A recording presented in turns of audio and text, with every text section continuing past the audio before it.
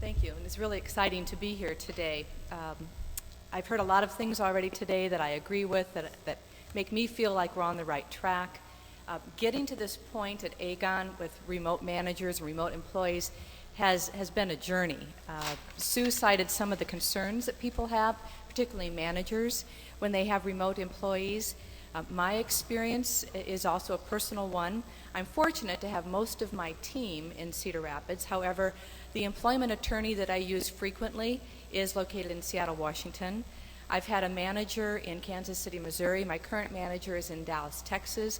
I've had a manager across town. I've had one next door. So I've had the range of remote management experience myself.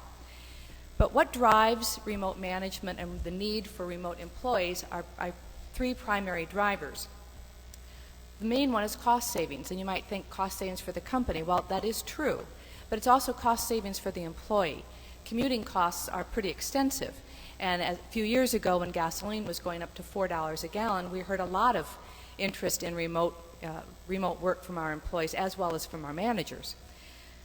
Employee retention is another one, and while we focus on the different generations in the workplace, Gen Ys in particular like to work remotely, there's a lot of employees, myself included, that like to take advantage of that opportunity to work remotely. In fact, what we have is primarily people that do not ever work in the office. It's infrequent that they come into the office. But for optimal remote management and remote employees, 60% of your time spent remotely is probably the optimal arrangement, where you can combine office space called hoteling. It allows that face time that employees like, because that's a concern of employees as well. I'm working remotely, but does my manager really know who I am? Do they care about who I am? And so the ability to combine a work from home arrangement with a hoteling arrangement is optimal. Less than 2% of employees in the country do work remotely or call their primary place of work home, yet 40% of work could be conducted from home. What we have primarily is in the area of underwriting, IT, and business analysts, where you don't have to have face time, you don't have to have customer contact, and that has worked very, very well for us. The federal government has specified in their budget this year that they would like to see a 50% increase in mandated work from home. Right now, about 2% of federal employees work from home, and the federal government has said we'd like to see that up to have a 50% increase in that. So what I'd like to do is just give you a little bit of background about AEGON and my context with AEGON, so you can kind of see where I'm coming from. So first things first, who is AEGON and why are remote teams important? AEGON is one of the world's leading providers of life insurance, pensions, and investment products. We are a mature business with a commodity for sale. And so we have to be innovative in how we treat our employees and how we recruit employees. We have activities in more than 20 countries throughout the Americas, Europe, and Asia. I have been on conference calls at night with people in Singapore working on expat arrangements. And so you do have language barriers, you have cultural barriers, and you obviously have time barriers. We have approximately 28,000 employees, and we serve 40 million customers across the globe. AEGON Americas, which is where my focus is, has about 14,000 employees. And my team, as I said, the team that I work with day in and day out is in Cedar Rapids. I do have a staff member that works 2 days from another location in Cedar Rapids, not in the office, but that is because that's where our employees are. And so again, we have employees that work about 12 miles from where our main office is, and so to make sure that they feel they have representation, contact, HR support, she goes there to give them that opportunity. So her office, when she's not in our primary office, is used by another employee, so that, again, we're sharing office space and making use, so that space is not dead space while she's not there. AEGON is probably an enigma to some, because as you can see, we have the Transamerica Tower there. So what is the Transamerica Tower? That's a company that we bought in 1999, and a lot of our products are sold under the Transamerica name. We don't sell an AEGON product, and so the Transamerica Tower is our branding mechanism right now. AEGON America's locations are in a variety of states, 14 different locations. The area that I work in has about 7% of the employees that are remote. AEGON nationwide has about 6% of the employees nationwide, so we're just a little bit ahead. The division that I work in, of 1,300 employees, has about 50% of those 7%. So we have about 100 employees that work remotely.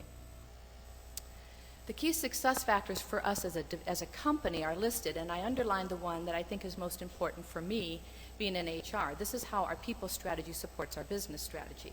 So our goal is to recruit and retain the best people in the industry.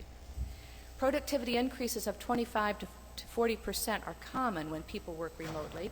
It improves job satisfaction. And a lot of studies show that it really isn't a huge difference between employees that work remotely and employees that don't. But what does increase greatly for those that work remotely or telecommute is life satisfaction. They're able to balance a lot of the work-life demands that they have. And so it's not so much job satisfaction, although a lot of employees do see it as a perk to work remotely. That's one of the things that we're trying also to change the thinking on a little bit, is that it's not a perk, it's just another way of doing business. There are some criteria right now in order to be able to work remotely in some instances, and that is that you have to be a top performer and that you have to demonstrate that you are able to self-manage, because how you participate on a remote team is different than how you participate in a team that you can see and talk to each day. So what's driving telecommuting and remote management, and what makes it successful? What's driving it, as Sue mentioned in her presentation, is very common to all of us. We need top talent. Again, as I mentioned, we are a mature business with a commodity for sale, and so we have to have top talent that's going to help us achieve our business objectives. What makes it successful is common management practices that have to be done just a little bit differently. It's not rocket science, and that's why I titled this The Art of Managing Remote, because we can measure productivity, we have ways of measuring productivity, but it's the people contact, it's the manager interface with their employees that makes it successful. A virtual team is a group of people who share a common purpose. Remote teams rely a lot on information technology to make sure that they are successful, and a virtual team can be long-term or short-term, and we actually have both. What's more common in our organization is long-term. Again, we have underwriters who work primarily remotely, and they're scattered coast to coast. We started that because in the late 90s, it was almost impossible to hire an underwriter and move them to the locations that we were trying to hire them. So that became a concession on the part of the company, which grew into a pretty accepted practice. How remote are you? Well, it depends. And as I described some of the circumstances under which I've worked remotely, we have a lot of people that are co-located, but maybe they're on opposite ends of the building, and they find that it's just easier when I'm on a team. For instance, we had a large IT project. They were housed, because of the circumstances in the project, they were housed in an off-site location, but on the same campus. But it became very evident very early on that communication was going to be very critical if they were going to communicate. We took managers to put them on this team, and yet they still supervised people that were in another building. It wasn't an easy building to walk to, and so remote management techniques and tactics came into play. You can have same geography, and again, I mentioned the person that works in my office, where she has a group of about 450 people that she's responsible for. That's very poor HR ratio, but that is the circumstances that we work with. And she also has the group that's across town.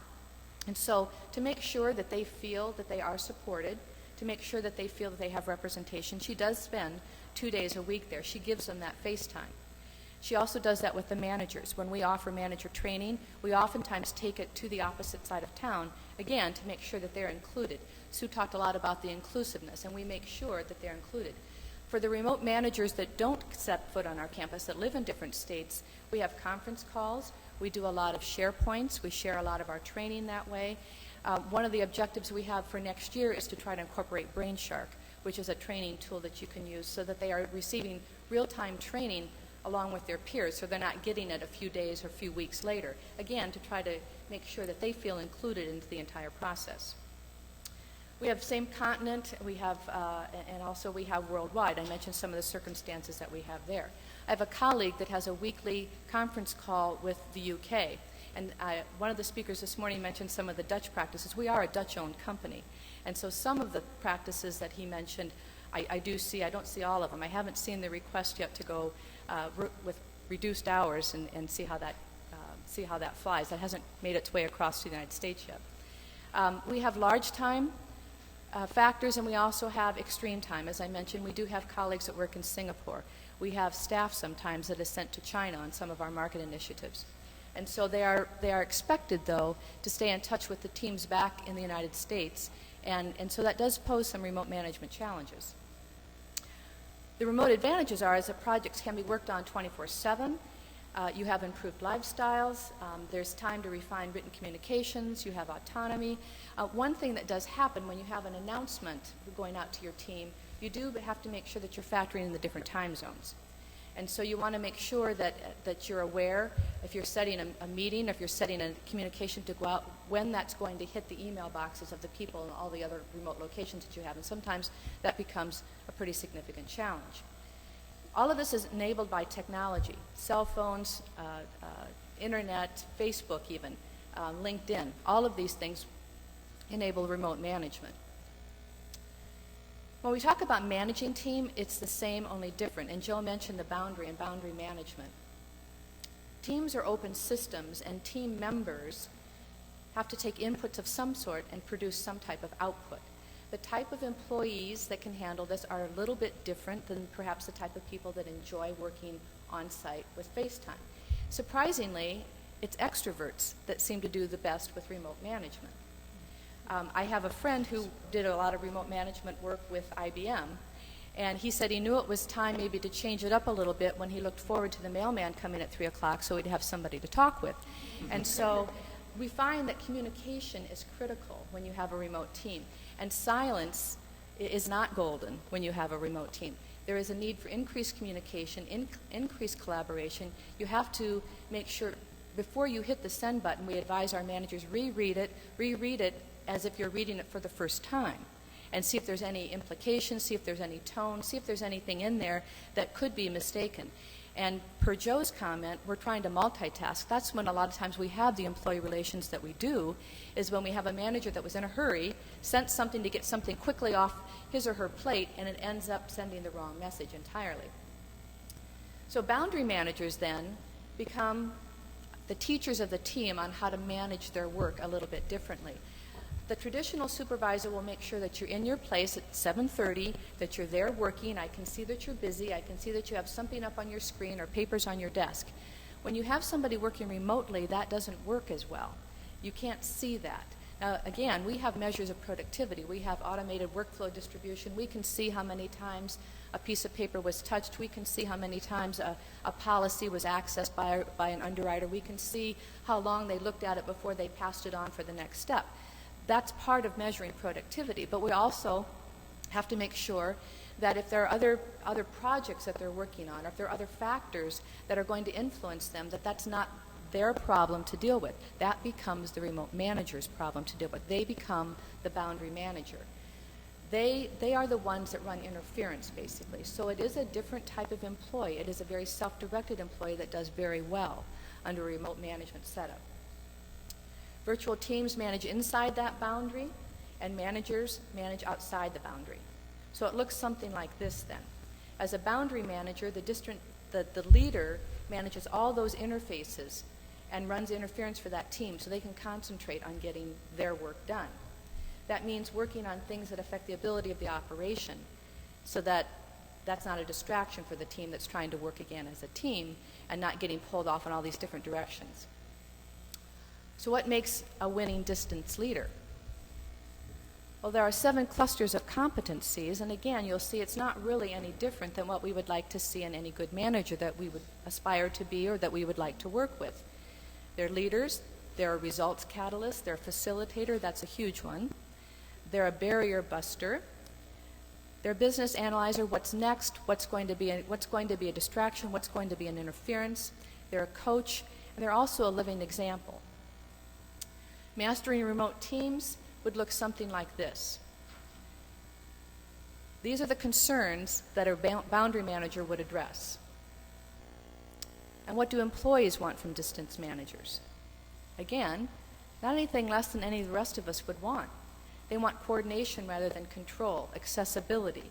They want information without overload, feedback instead of advice, fairness over favoritism, decisiveness but not intrusive supervision, honesty, concern for the development, and again, that's a huge concern from our remote employees, which is why distance learning and the online classes that are offered through a lot of universities, including the University of Iowa, are huge for our remote employees.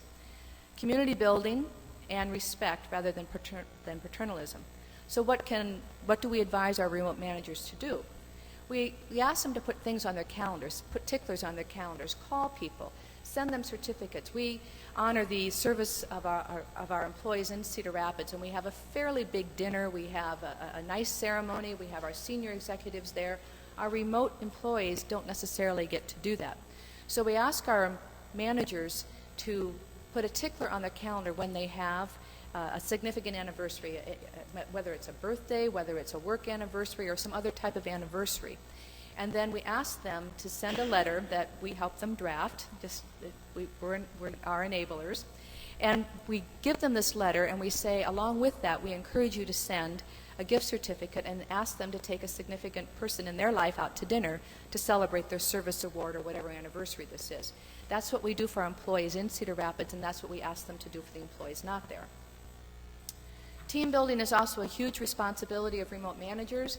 How to build effective teams, I'll just go through this, but one of the main things that we encourage managers to do is to create a team charter. Know what you're about. Recognize that even though you're working independently, you're not independent. You are part of a team, and how you conduct yourself and how you say it, what you produce, people are depending on you to be a member of this team. And so, yes, you work independently, but you're not independent. That's a subtle difference, but it's very, very important. And so we ask that they set a team charter. Along with those things, set operating guidelines. What's going to be acceptable? What's going to be allowed? If you have a preference on how email is handled, or do you have a preference? Should it be email? Should it be a phone call? Set those guidelines. Clearly define roles and responsibilities. Joe mentioned the Best Buy Row project, which is results-oriented work environment. That's very key for remote management. Be clear on what the goals are. Be clear on what you're measuring. Be clear on what they're going to be evaluated on. That's going to be huge down the road when you're assessing performance and when you're deciding promotions, pay raises, that type of thing. Provide both task and process team facilitation. If the team is breaking down, which is going to happen, that is a fact of life, make sure that you step in. Allow for that to be a normal occurrence. As teams grow and as teams change, as you add new members, that's bound to happen. And so as a facilitator, as you manage that team, be ready to step in. Recognize the signs and step in. Teach and model how to give feedback. Good conflict management. Again, everything gets exaggerated by long distance, and so conflict management, it's huge. Employ empathetic listening skills. That doesn't mean that everybody's going to agree. It just means everybody's going to be heard.